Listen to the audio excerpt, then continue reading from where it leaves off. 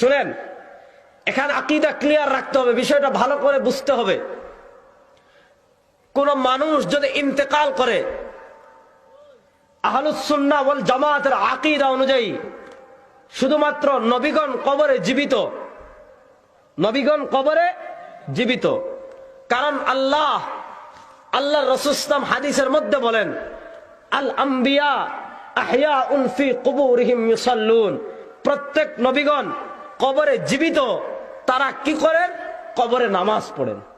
তারা কবরে কি পড়েন? নামাজ পড়েন। ইমাম মুসলিম রাহিমাহুল্লাহ মুসলিমে হাদিস এনেছেন, এই আল্লাহ রাসূল সাল্লাল্লাহু আলাইহি ওয়াসাল্লাম বলেন, মারারতু লাইলাতান উসরিয়া বি আলা মূসা ওয়া হুয়া কাইমুন ইউসাল্লি ফি কবরিহি, যে রাতে আমি মেরাজে যাচ্ছিলাম, আমার ইসরা বলা হয় বাইতুল মাকদিস থেকে, এই মক্কা শরীফ থেকে নিয়ে বাইতুল মাকদিস পর্যন্ত যে সফর, এই সফরকে বলা হয় ইসরা। ওই রাত্রে আমি যখন মক্কা থেকে বাইতুল মাকদিসে যাচ্ছিলাম, হযরতে মূসা আলাইহিস সালাতু ওয়াস সালামের কবরের পাশ দিয়ে আমি অতিক্রম করছিলাম। আমি মূসাকে দেখলাম, ওয়া হুয়া কাইমুন ইউসাল্লি ফি কবরিহি, মূসা আলাইহিস সালাম তার কবরে দাঁড়িয়ে দাঁড়িয়ে নামাজ পড়ছিলেন, তার কবরে দাঁড়িয়ে দাঁড়িয়ে। তাহলে কোন মৃত মানুষ কবরে নামাজ পড়তে পারে না। বুঝা গেল, নবীগণ কবরে জীবিত, এজন্য আল্লাহর নবী কবরে নামাজ পড়তে দেখেছেন। নবীগণ কবরে জীবিত, কিন্তু অন্যান্য যত বড় আল্লাহর ওলি হোক না কেন, যত বড় গাউস হোক না কেন, যত বড় কুতুব হোক না কেন, তারা কবরে জীবিত। এমন কোন সুস্পষ্ট নস পাওয়া যায় না।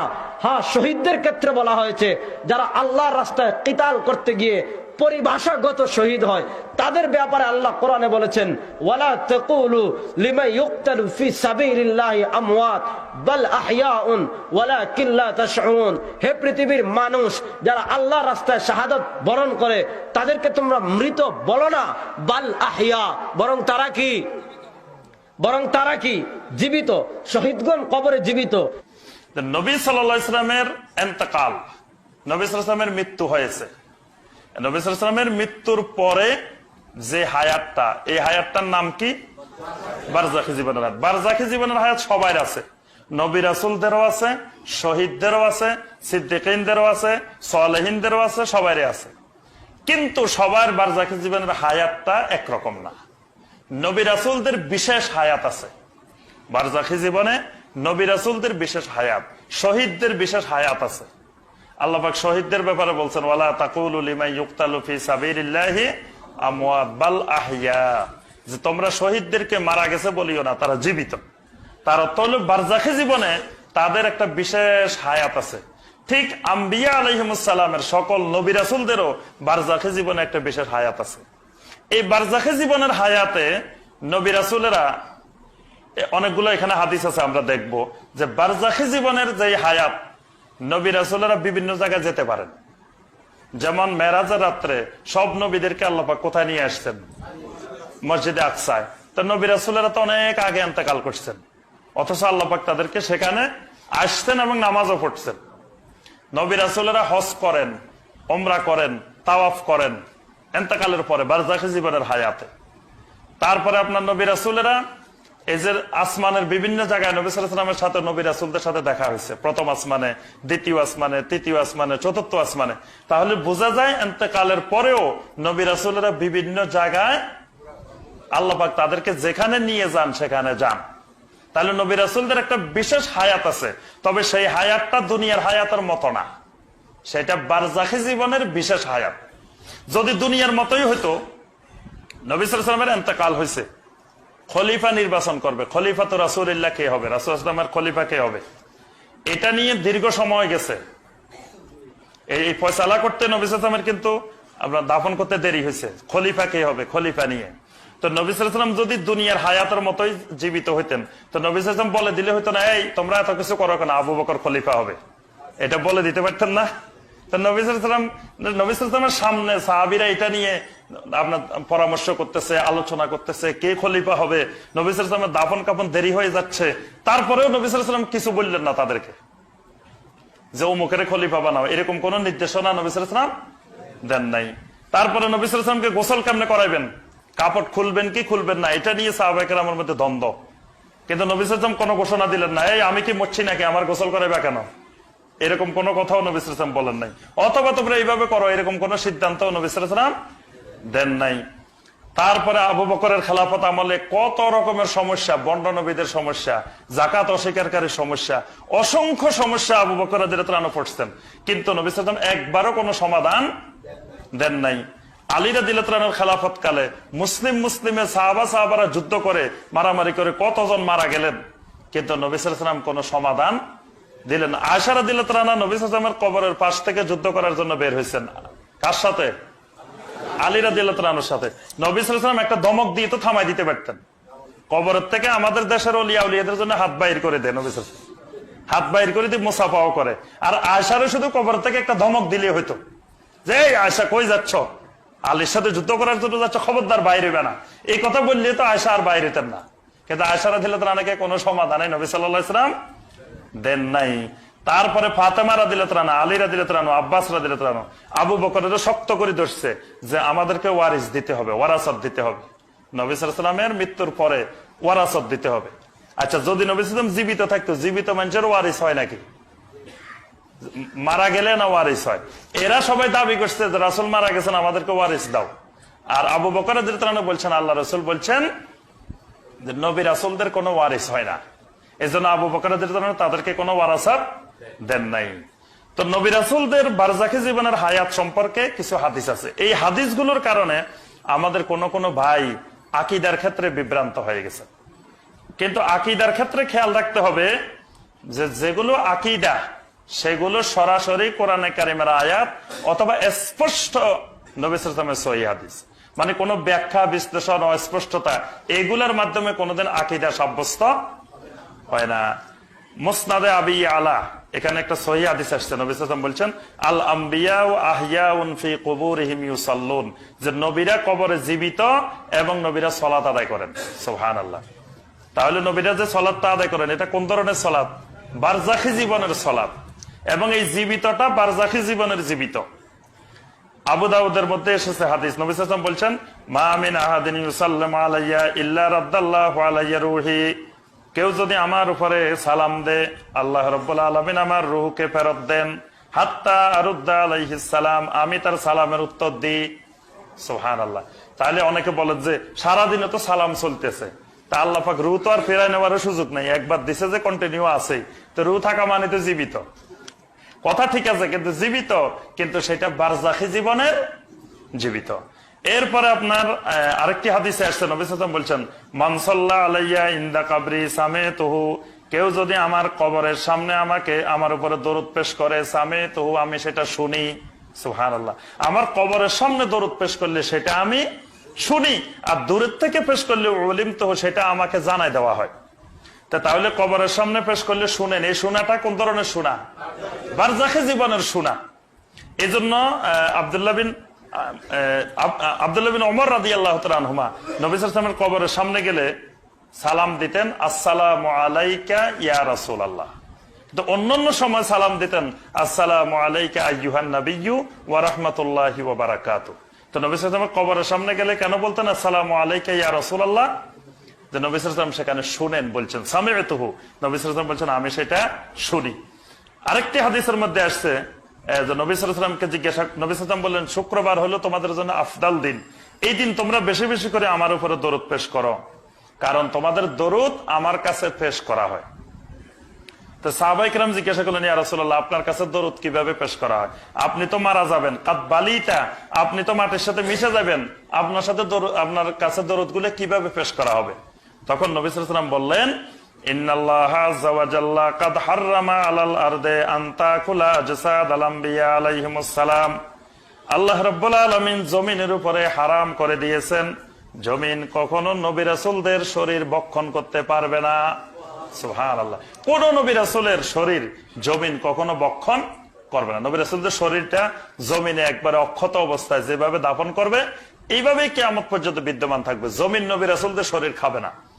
তো তাহলে নবী রাসূলদের শরীর ঠিক আছে, কিন্তু যে হায়াত, যে শোনা, যেই সালাত আদায় করা, এগুলো সব বারজাখী জীবনে। যদি জাগতিক জীবনের হইতো তো নবী সাল্লাল্লাহু আলাইহি ওয়াসাল্লামের ইন্তেকালের পরে সাহাবীদের সাথে দেখা হইতো, কিন্তু কোন সাহাবী বলেন নাই যে আমরা নবী সাল্লাল্লাহু আলাইহি ওয়াসাল্লামকে দেখছি, বা আমাদের সাথে অমুক বাজারে নবী সাল্লাল্লাহু আলাইহি ওয়াসাল্লামের দেখা হয়েছে। আমাদের এখানে নদ্দা বাজারেও নবী সাল্লাল্লাহু আলাইহি ওয়াসাল্লামের সাথে দেখা হয় অনেকের। একদিন একজন আসি বলছে যে নদ্দা বাজারে, আমার কাছে বলছে যে নদ্দা বাজারে নবী সাল্লাল্লাহু আলাইহি ওয়াসাল্লামকেও দেখছে, আবু বকরকেও দেখছে। দৌড়াই গেছে নবী সাল্লাল্লাহু আলাইহি ওয়াসাল্লামকে এক কাপ চা খাওয়াইবো, কিন্তু ধরতে পারে নাই। যাওয়ার আগে কোন দিকে চলে গেছে আর ধরতে পারে নাই, কিন্তু সে দূরের থেকে দেখছে। তাহলে এখানে নদ্দা বাজারেও আসে, দেখেও। অথচ মদিনাতে এত সাহাবী ছিলেন যাদেরকে নবী সাল্লাল্লাহু আলাইহি ওয়াসাল্লাম সবচেয়ে বেশি মহব্বত করতেন, এবং যারা নবী সাল্লাল্লাহু আলাইহি ওয়াসাল্লামকে সবচেয়ে বেশি মহব্বত করতেন তারা নবী সাল্লাল্লাহু আলাইহি ওয়াসাল্লামের ইন্তেকালের পরে একবারও এরকম কোন বাজারে, কোন রাস্তায়, কোন জায়গায় দেখা সাক্ষাৎ হয় নাই। তারপরে আমাদের দেশের এক হুজুরের জানাজায়ও নবী সাল্লাল্লাহু আলাইহি ওয়াসাল্লাম অংশগ্রহণ করছে। একজন হুজুর বয়ান দিছে যে আমাদের হুজুরে কাবলার জানাজায় নবী সাল্লাল্লাহু আলাইহি ওয়াসাল্লাম স্বয়ং অংশগ্রহণ করছে। তাহলে বাংলাদেশের হুজুর মারা গেলে নবী সাল্লাল্লাহু আলাইহি ওয়াসাল্লাম জানাজায়ও আসে। অথচ সাহাবায়ে কেরাম মারা গেছেন, আবু বকর, ওমর, ওসমান, আলীর মতো জান্নাতি সাহাবীরা মারা গেছেন, নবী সাল্লাল্লাহু আলাইহি ওয়াসাল্লাম অংশগ্রহণ করছেন, এরকম কোন বর্ণনা কোন সাহাবী দেন নাই। কিন্তু বাংলাদেশে মারা গেলে নবী সাল্লাল্লাহু আলাইহি ওয়াসাল্লাম আসেন, অর্থাৎ বাংলাদেশকে নবী সাল্লাল্লাহু আলাইহি ওয়াসাল্লাম সবচেয়ে বেশি মহব্বত করে, বাংলাদেশের মানুষদেরকে খুব ভালোবাসে।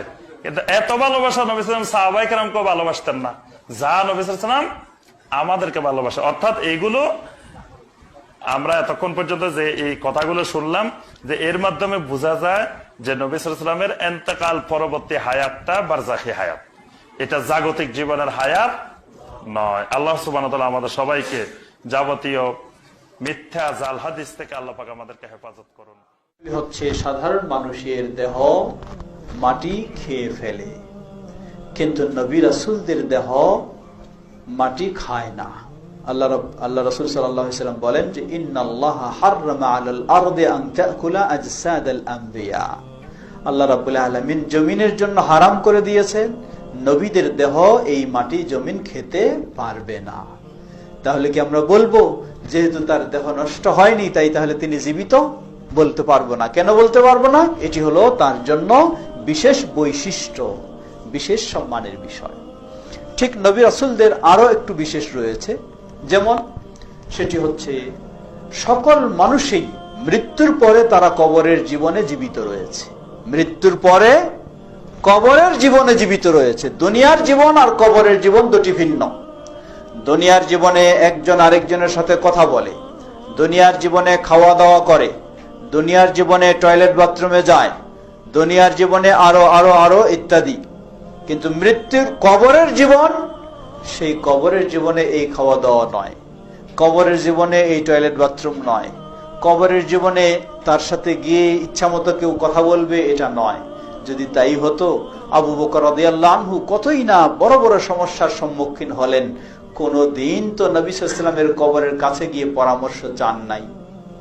ওমর রাদিয়াল্লাহু আনহু খলিফা হলেন, ওসমান রাদিয়াল্লাহু আনহু খলিফা হলেন, আলী রাদিয়াল্লাহু আনহু খলিফা হলেন, কত রকমের কত দ্বন্দ্ব, কত কি সমস্যা চলছে, কোনদিন কি নবী সাল্লাল্লাহু আলাইহি ওয়াসাল্লামের কবরের কাছে গিয়ে পরামর্শ চেয়েছিলেন? চান নাই। এটাই প্রমাণ করে তিনি জীবিত ছিলেন না। কারণ জীবদ্দশায় তাকে ছাড়া, তার পরামর্শ ছাড়া কোনো কাজ কোনো সাহাবী করেননি। আর মৃত্যুর পরে তার কাছে যত বড় সমস্যা পড়ার পরও কেউ কোনোদিন পরামর্শ নিতে যাননি, বরং পরামর্শ খুঁজেছেন কোথায়? নবী সাল্লাল্লাহু আলাইহি ওয়াসাল্লামের হাদিসে কি সমাধান পাওয়া যায় সেখানে খুঁজেছেন, কিন্তু নবী সাল্লাল্লাহু আলাইহি ওয়াসাল্লামের কবরে কেউ যান নাই। এটি প্রমাণ করে তিনি জীবিত বলতে কবরের জীবনে রয়েছেন। এটি হলো কবরের জীবন আর দুনিয়ার জীবনের পার্থক্য। তাই যে কোনো মানুষ মৃত্যুর পরে সে কবরের জীবনে চলে যায়, দুনিয়ার জীবন থেকে কবরের জীবনে চলে যায়। শুধু নবী রাসূল নয়, যে কোনো মানুষ। এই কবরের জীবনটাও সাধারণ মানুষ আর নবী রাসূলদের মধ্যে পার্থক্য রয়েছে। যেমন নবী রাসূল বাদ দেন, সাধারণ মানুষের মধ্যেও যারা নবী রাসূল নয় তাদের মধ্যেও কবরের জীবনটা ভিন্ন ভিন্ন রয়েছে। শহীদ যারা, তাদের কবরের জীবন, যারা শহীদ নয় তাদের কবরের জীবনের মতো নয়। তার কবরের জীবনটা, সে শহীদ তিনিও কবরের জীবনে রয়েছেন, আরেকজন শহীদ নন শহীদ যিনি তিনিও কবরের জীবনে রয়েছেন, কিন্তু দুইজনের জীবন এক নয়, ভিন্ন ভিন্ন রয়েছে বৈশিষ্ট্য। ঠিক সাধারণ মানুষ কবরের জীবনে রয়েছে, নবী রাসূলগণ কবরের জীবনে। নবী রাসূলগণ কবরের জীবনেও ইবাদত করেন। যেমন হাদিসে, যেটি হাদিস সহিহ, তারা সালাতরত আছেন কবরের জীবনে, হাদিস সহিহ। কিন্তু কোন সালাত, এটা হলো প্রশ্ন। জীবনে জীবদ্দশায় 5 ওয়াক্ত যেই সালাত, এই সালাত, না সেটা কবরের জীবনের বৈশিষ্ট্য অনুযায়ী সেটা? জবাব, যেহেতু এতটুকুই শুধু বর্ণনা এসেছে যে নবী রাসূলগণ সালাতরত অবস্থায় কবরে রয়েছেন, কিন্তু কোন সালাত, কয় ওয়াক্ত ইত্যাদি কোনো বর্ণনা নাই, তাই আমরা বলবো এটি সম্পূর্ণ গায়েবী বিষয়। কবরের জীবনে নবী রাসূলগণ যেই রকম সালাতে রত থাকাটা শোভা পায় বা আল্লাহ রেখেছেন, তারা সেইভাবেই রয়েছেন। এই দুনিয়ার 5 ওয়াক্ত সালাতের সাথে কল্পনা করা ও মিলানো এটি কখনো বৈধ নয়। আল্লাহ চাই আন্নাহা সাবাবুন লিরাদ্দিন নবী সাল্লাল্লাহু আলাইহি ওয়াসাল্লাম আলাল মুসাল্লি ওয়াল মুসাল্লিম আলাইহি। যদি কেউ নবী সাল্লাল্লাহু আলাইহি ওয়াসাল্লামের উপর সালাত ও সালাম পেশ করে, তো নবী সাল্লাল্লাহু আলাইহি ওয়াসাল্লাম তার রদ করেন, জবাব দেন। এই মর্মে একটি হাদিস রয়েছে, যে হাদিসটাকে সহিহ বলা হয়েছে, কিন্তু কেমন ভাবে জবাব দেন, কেমন ভাবে জবাব দেন তার ধরন জানা নেই, কারণ সেটা পারলৌকিক বিষয়। কোন বিষয়? আখিরাতের বিষয়। আখিরাতের বিষয় উপলব্ধি করা যাবে না। যখন মাইয়াতকে কবর রেখে চলে আসেন, আর কবর রেখা আসাবু সাথী সঙ্গীরা যখনই ওখান থেকে কেটে পড়তে লাগে, আতাহু মালাকানে, 2 ফেরেশতা আসে না, আসে না, ফাইজুল ইসলামিহি, আর উঠিয়ে বসিয়ে দেয়, ফায়াকুলানে লাহু, আর বলতে লাগে মান রব্বুকা, তোমার রব কি? জিজ্ঞেস করে না, করেন না? বুঝতে পারেন? বুঝতে পারেন? বললে যে মাটি দেবো না, যখনই মুনকার নাকির সওয়াল করে, বাপকে মাটি দেবো না, চোখের সামনে রাখবো, দেখি, বা আমি কবরটাকে খুলে বসে থাকবো, যে দেখে রেখে বসে থাকবো, যে কখন মুনকার নাকির সওয়াল একটু দেখবো বা শুনবো, একটু শুনতে পাবেন, টের পাবেন, নড়াচড়া বুঝতে পারবেন। ও আলাদাই জগৎ। ওই জগতে হচ্ছে যে এই দুনিয়ার চোখ দিয়ে ওই জগৎকে দেখাই যাবে না, আর এই দুনিয়ার ব্রেন বুদ্ধি দিয়ে ওটাকে উপলব্ধি করা যাবে না। ওয়ালাকিল্লা তাশউরুন, আল্লাহ বলছে শহীদদের জীবন রয়েছে, কিন্তু তোমরা তা উপলব্ধি করতে পারবে না, ক্ষমতা নেই তোমাদের।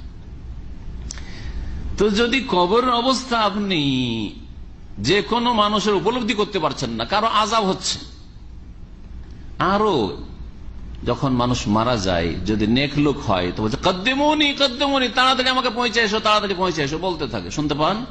কেউ শুনতে পাবেন না। তাড়াতাড়ি পৌঁছে এসো, রাখছো কেন? এরকম ওই ছেলে আসছে, ও বিদেশ থেকে আসছে, সৌদি আরবে আছে, কালকে আসবে, থাক আজকে, ইত্যাদি ইত্যাদি, ওই শহরে আছে, আসবে না, কদ্দিমুনি, তাড়াতাড়ি রেখে আসো, কষ্ট হচ্ছে আমার, কিছুই শুনতে পান না।